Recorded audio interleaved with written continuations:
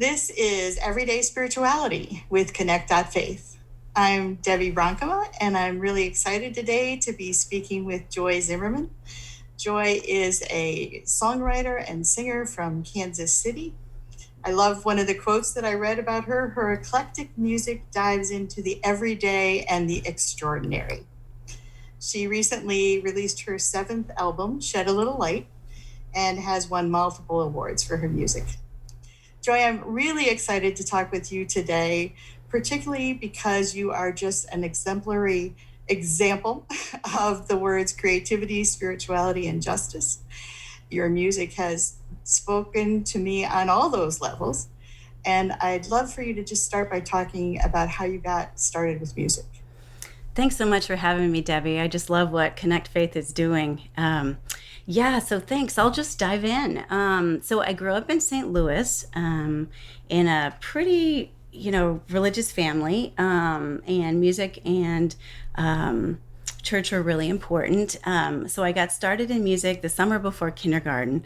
My mom thought that I should start lessons then. And so my dad had a coworker whose wife taught both violin and piano, and my mom had played piano, so she just assumed I was going to play piano. So we went to a recital one Saturday morning and heard the students play. And afterwards, I remember this distinctly, talking to the teacher afterwards, and said to her that I was ready to start violin. And my mom said, "Well, I thought we were going to do piano." And I said, "No." I said, "I would love to play violin." And to credit to my mom, I wish now that I played piano, but violin was the right instrument for me. So I dove into violin. Wow. And I played seriously throughout college, and it was a big part of my life. Ended up, playing in the St. Louis Symphony Youth Orchestra, and I played in my college orchestra and the city orchestra in my college town. And so I loved it, but the classical music was a great preparation for me, but I knew that I didn't want to just pursue that alone. I didn't have enough passion for that. So I played, then after that, as I was a mom and a social worker, I played in church and for weddings and funerals. But I didn't really have a vision beyond that as far as my music went. But then I would say probably about 13 years ago, I joined a folk trio. And that was my first foray into performing. And so that was just kind of life altering. At the same time, my older son was playing guitar, and I would take him to his lessons. And one day, I remember in particular sitting outside the lesson, and you could hear through the door. And I thought, man, in my next life, I would love to play guitar. And I caught myself in that moment saying, "Wait a minute, that's crazy because you still have plenty of time. You should jump into that." So I did, and then just life changed dramatically. So I learned to play guitar, and then I decided that I was just singing backup in the folk trio, basically. I didn't know I had a solo voice. I didn't know I could write music. And so this transformation has kind of happened over probably the last 12, 13 years. Because once I was playing a chordal instrument as opposed to the violin, just with the melody line, I just realized that, I could find melodies over those chords and that I actually had something to say. And things kind of went from there. That's great. I love the image that you talked about transformation, that you decided it wasn't too late to start a new chapter and let it be transformed. That's really exciting to hear. I think a lot of people limit themselves, and feel like I'm done when I'm at a certain point. And for you to recreate your journey, that's really exciting. Yeah, I think that has been kind of a powerful message for me, that the possibility of reinvention. And like you said, that there's so many different chapters of our lives. And some of us, I think especially thinking about moms sometimes, just because that's my vantage point, that we pour ourselves into our kids sometimes. And then I've noticed some of my friends too, you reach a certain point when they have been launched, and what is there for you? And it's especially rich if you have lots of passions and lots of things to do in your next chapters. Right. That's amazing. So I feel, and I think you feel, that there's a strong spirituality under your music. When I listen to it, I really get a spiritual sense. And I wonder if you could share with us what you'd like to about your spiritual journey. Yeah, that's a good question. So, like I said, I grew up, in St. Louis, and in a pretty religious family. We go to church every Sunday, Lutheran church. The interesting part of that, though, for me, was that we went to church in the urban core, and there were just a few white families in the church.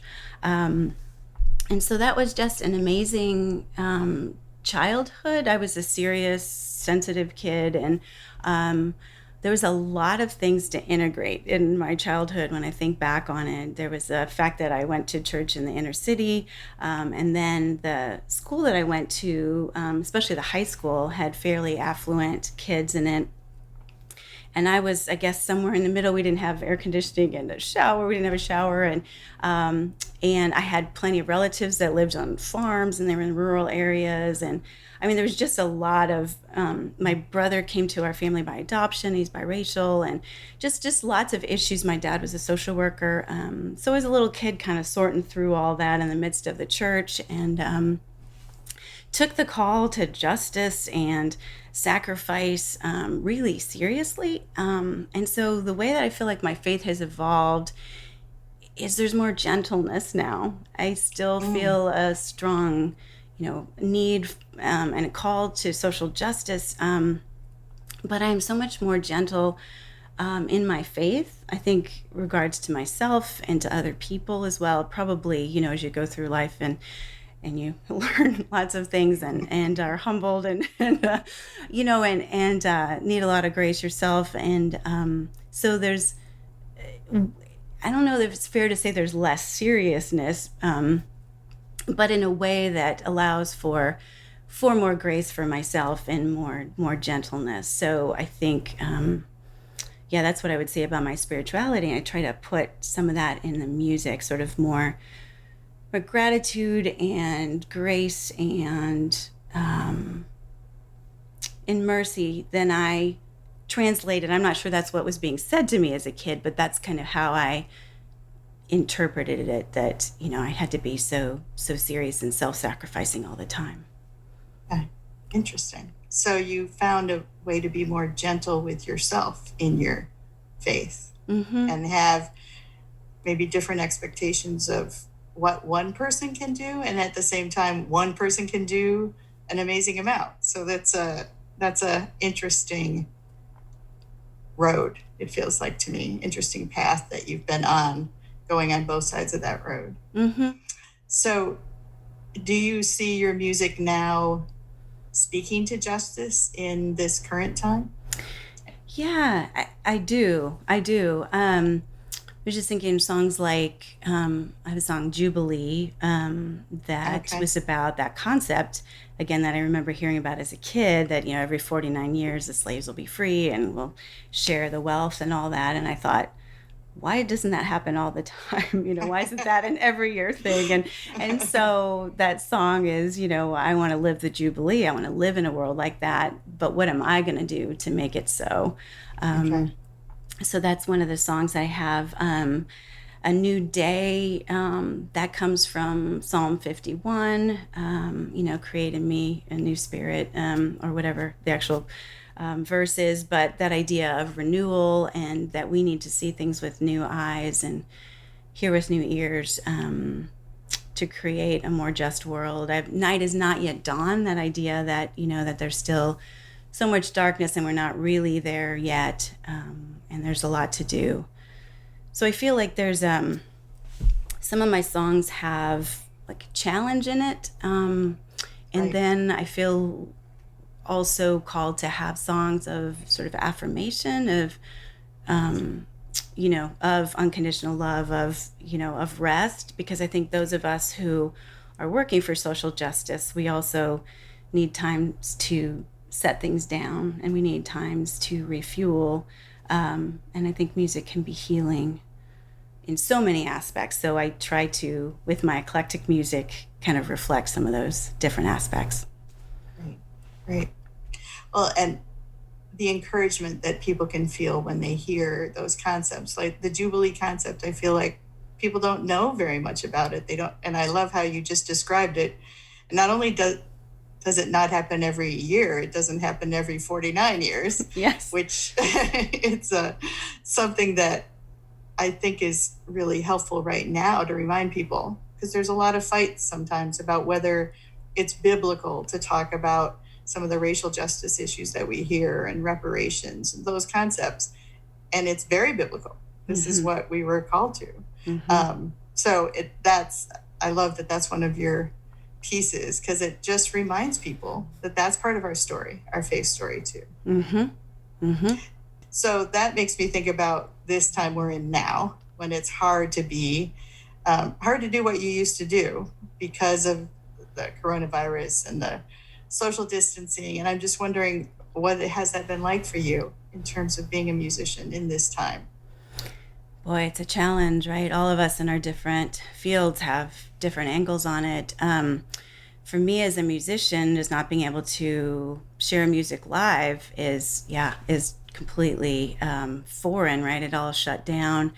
Um, and I miss that interaction, because in an evening or an afternoon, whenever you're sharing music with people, you're co-creating an event, right? So when you're doing a Right. one way, that's quite different.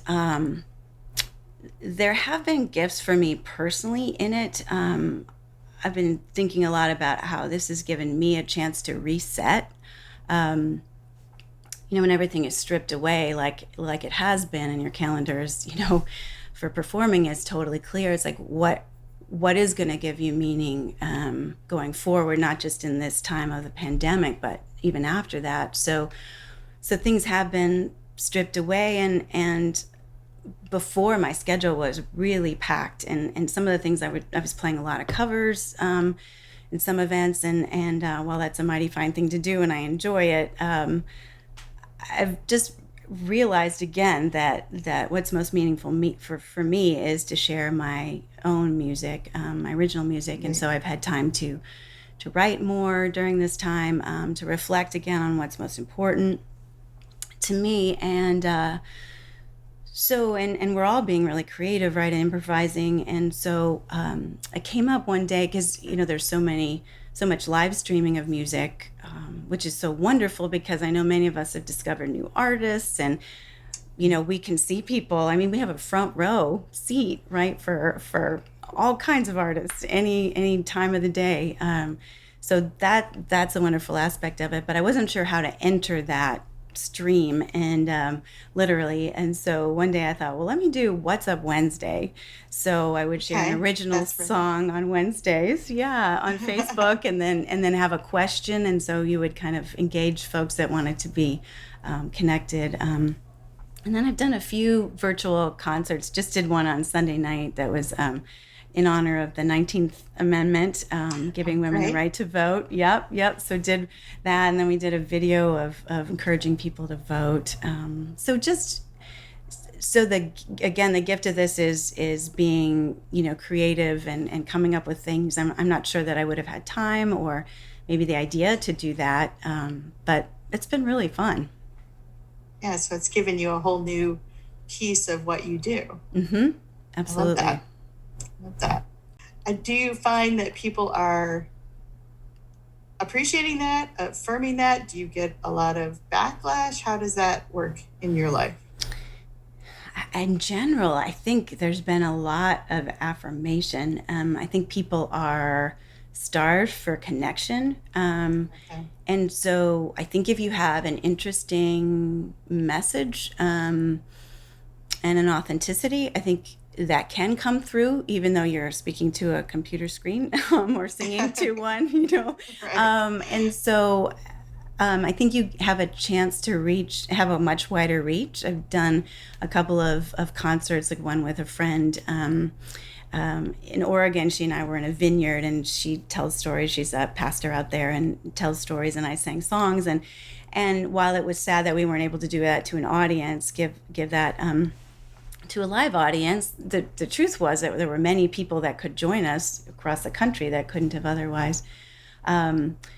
So I do think maybe there's a little bit wider reach to some of the things that I'm doing. So if you were thinking about your journey with music and spirituality and justice, do you feel like it has been something that each of these has fed each other? It sounds to me like you continually grow in each of these areas. Do you find the intersection point, the connection point, to be a place of your strength? Yeah, I think so. So I don't know if I mentioned, but my first profession was social work, and my dad was a social worker, and so was just steeped in social justice and anti-poverty and I mean all kinds of aspects of that, um, racial issues, etc. And so that has come sort of natural to me personally and professionally. And the music sprung up from my childhood and the creativity. So yeah, so it is a sweet spot, I think, Yeah. for me in particular. I write a whole eclectic range of songs, and so they're not necessarily all spiritual in bent, but it really has been this sweet spot in my life. I think sometimes we have to wait a while, and I think that's what happened to me, to find what it is that you really are called to do, and where your gifts and where the roads kind of intersect. And for a I was searching for a long time and didn't really realize it. So I'm just lucky to have found it. So I think for folks that are, it's kind of that message of hang on. You're working your way to it. That's beautiful and really inspiring to hear. So, Joy, it's really interesting to hear you talk about your vocation and your avocation between your social work background and your music passion, and how you've kind of moved them in different directions and maybe made your music your vocation and your social work more your avocation. And just wondering if there are thoughts you have about that process for you that might be helpful to other people thinking about that same kind of a journey. Yeah, I think maybe it starts with, again, thinking about where your true passions lie. I think a lot of times we think that our job is the thing that pays the bills, and we chose it early on in our life, and then our life flowed from there, and then we add those sprinkles in of the things that add meaning. But it's worth a question to think about all those extra things that are that you're drawn to, and that maybe are part of new chapters in your life. To think about, maybe that could shift to center stage. Maybe there's something that those things are speaking to me. Maybe there's a way that I can, again, this reinvention idea can bring those more into a center place in my life. And maybe I have more, I think, to follow the energy in your life, which I think Great. is what creativity is really, just this energy, this spark that comes. And so kind of taking an energy inventory, really, I've never thought of it that way, but just, yeah, and see where it is that you feel like you can have the largest impact. And again, think of it like your life flowing, that maybe you're going to visit different shores along the road, and that your course is not necessarily set, that the world clearly, again, we're all being asked and required to be flexible, and maybe you can do that with your own path in ways that you never imagined, and end up finding more meaning and finding more fulfillment. And the world needs your creativity. The world needs, because I think that's what artists, musicians do, is sometimes cull things down to what is the nugget, what's the most meaningful truth here. And so we need more people to do that. So whether that is on the side, and that's beautiful too, or whether that ends up being something that can be sustainable for you, to create, the world needs that. Joy, how could people find out more about you and what you're doing in your work? You can visit my website, joyzimmermanmusic.com. My music lives there, and my blogs, and you can sign up for my mailing list. I'm also on Instagram and Facebook, both a music page, Joy Zimmerman Music, and a personal page. Terrific. Thank you. It was really fun to talk with you It and hear your was. story. I loved it. Thank you. Thank you.